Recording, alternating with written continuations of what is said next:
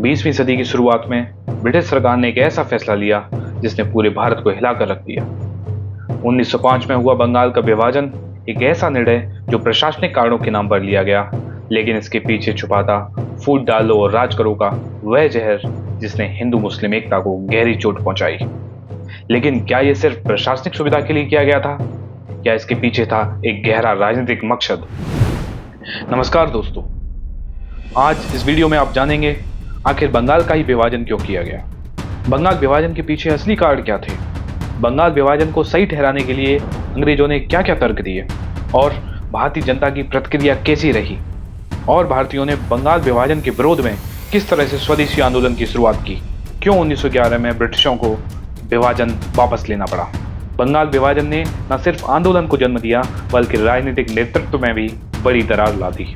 1907 का कांग्रेस अधिवेशन इसका गवाह बना, जहां गर्म दल और नरम दल आमने सामने आए और पार्टी दो हिस्सों में बंट गई। ये कहानी सिर्फ एक राज्य के बंटवारे की नहीं है, ये एक जन जागरण की शुरुआत थी, एक ऐसा संघर्ष जिसने भारत के स्वतंत्रता संग्राम को और भी मजबूत और व्यापक बना दिया।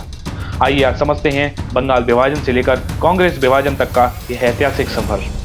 पहला प्रश्न ये उठता है कि आखिर बंगाल का ही विभाजन क्यों किया गया। सबसे पहले कारण की बात करें तो 19वीं सदी के उत्तरार्ध में बंगाल भारतीय राजनीति, समाज और विचारधारा का केंद्र बन चुका था। भारतीय राष्ट्रीय कांग्रेस की गतिविधियां बंगाल में तेजी से फैल रही थीं और बंगाल के लोग स्वतंत्रता की भावना को लेकर सबसे ज्यादा जागरूक हो चुके थे। बंकिम चंद्र चट्टोपाध्याय की वंदे मातरम, रविन्द्रनाथ टैगोर, सुरेंद्रनाथ बनर्जी और विपिन चंद्र पाल जैसे नेता बंगाल से ही थे, जिन्होंने भारतीय समाज को स्वतंत्रता की दिशा में प्रेरित किया। ब्रिटिश सरकार को इस जागरूकता और उग्र राजनीतिक चेतना से डर लगने लगा था, इसलिए उन्हें लगा कि अगर बंगाल को तोड़ा जाए तो यह राष्ट्रवादी ताकत कमजोर हो जाएंगे। दूसरा कारण था बंगाल राजनीतिक रूप से भी सबसे ज्यादा जागरूक था। बंगाल के लोग, खासकर शिक्षित वर्ग, ब्रिटिश शासन की नीतियों को समझने और उसका विरोध करने में सक्षम हो चुके थे। यहाँ के विद्यार्थी, शिक्षक, वकील और लेखक सभी राजनीतिक बहसों और आंदोलनों में भाग ले रहे थे। बंगाल में सबसे पहले ब्रिटिश विरोधी आंदोलन शुरू हुए, जैसे प्रेस एक्ट के विरोध में आंदोलन, कांग्रेस का गठन और स्वराज की मांग। यह राजनीतिक जागरूकता ब्रिटिश साम्राज्य के लिए सबसे बड़ा खतरा बन गई थी, क्योंकि यही वर्ग पूरे भारत को एकजुट कर सकता था। तीसरे कारण की बात करें तो बंगाल प्रेस और शिक्षा का गढ़ बन चुका था। बंगाल ब्रिटिश भारत में सबसे शिक्षित क्षेत्र था। यहाँ पर कोलकाता विश्वविद्यालय, प्रेस क्लब्स, पुस्तकालय और समाचार पत्रों का नेटवर्क था जो पूरे भारत में विचारों को फैलाते थे। बंगाल के कई समाचार पत्र जैसे द बंगाली, अमृत बाजार पत्रिका, संदीपनी जनता को अंग्रेजी शासन के खिलाफ जागरूक कर रही थी। प्रेस ने ब्रिटिश अत्याचारों और विभाजन नीति की पोल खोल दी थी, जिससे जनता में असंतोष और आंदोलन की भावना पैदा हुई। अंग्रेजों को डर था कि प्रेस और शिक्षा से सशक्त यह समाज उनके खिलाफ क्रांति की अगुवाई कर सकता है। चौथा और सबसे महत्वपूर्ण कारण था ब्रिटिश विरोध की जड़ बन चुका था बंगाल। बंगाल में ही ब्रिटिश विरोध की पहली राजनीतिक संगठनात्मक कोशिशें शुरू हुई। स्वदेशी आंदोलन और बहिष्कार आंदोलन की शुरुआत यहीं से शुरू हुई, जिससे ब्रिटिश व्यापार को आर्थिक नुकसान हुआ। बंगाल के युवाओं में क्रांतिकारी संगठनों की शुरुआत भी यहीं से शुरू हुई, जैसे अनुशीलन समिति और बाद में जुगांतर दल।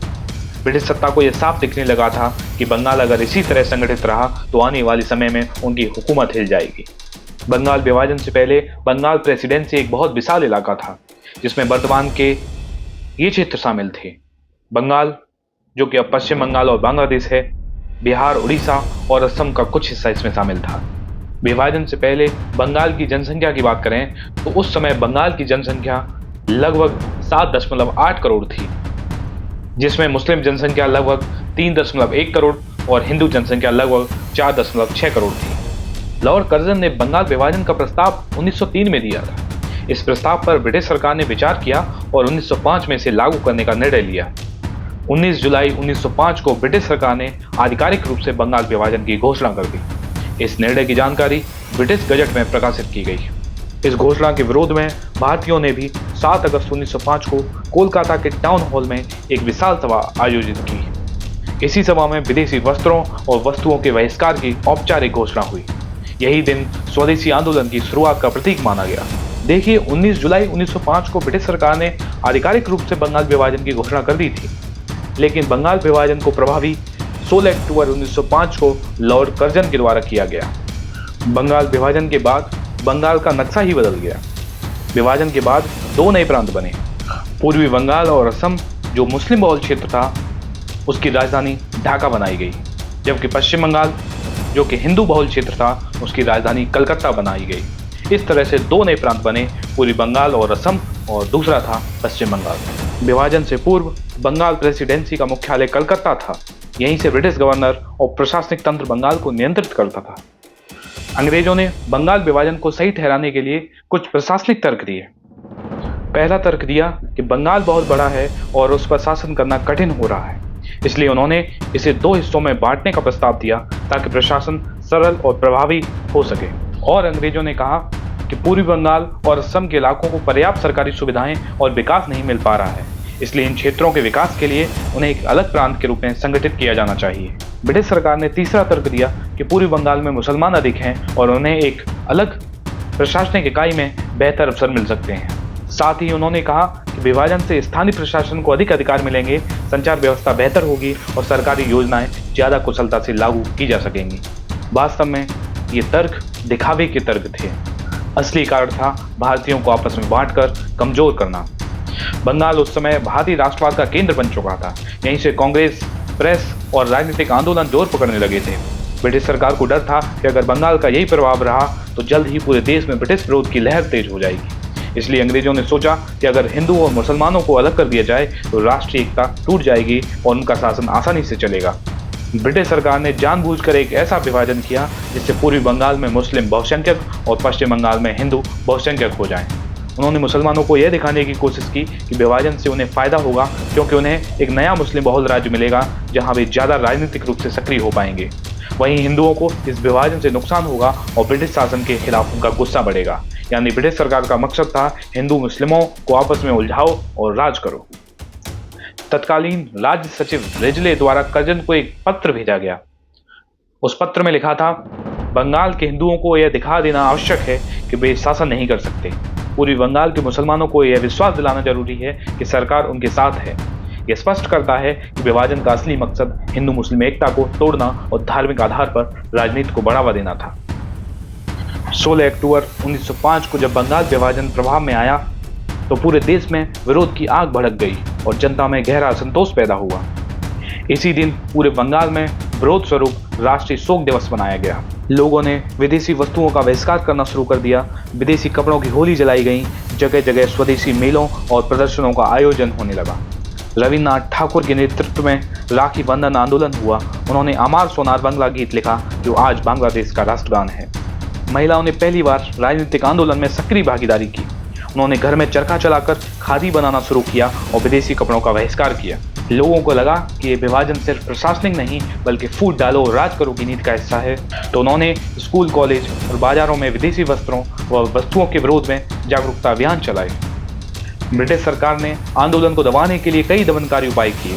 कार्लाइल सर्कुलर 1905 में शिक्षा सचिव कार्लाइल द्वारा जारी किया गया था, जिसमें कहा गया था कि जो भी छात्र या शिक्षक राष्ट्रवादी गतिविधियों में शामिल होंगे उन्हें स्कूल और कॉलेज से निष्कासित कर दिया जाएगा।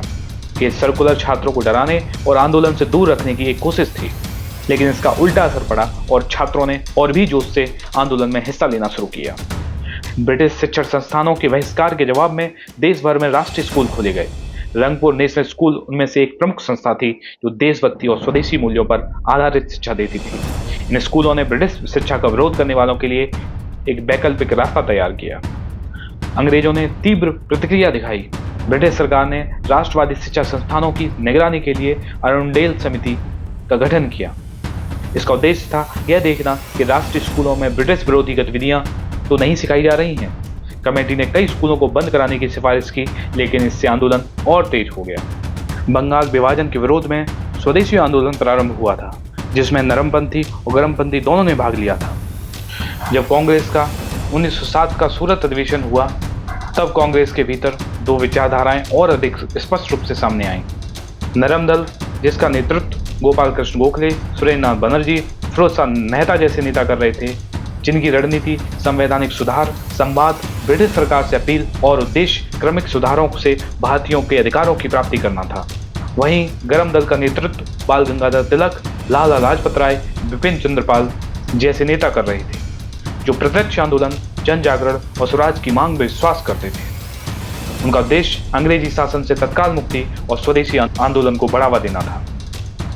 बंगाल विभाजन के 2 साल बाद कांग्रेस का अधिवेशन दिसंबर 1907 में जब सूरत में हुआ, यहीं पर नरम और गरम दल के बीच विचारों की सीधी टक्कर हुई।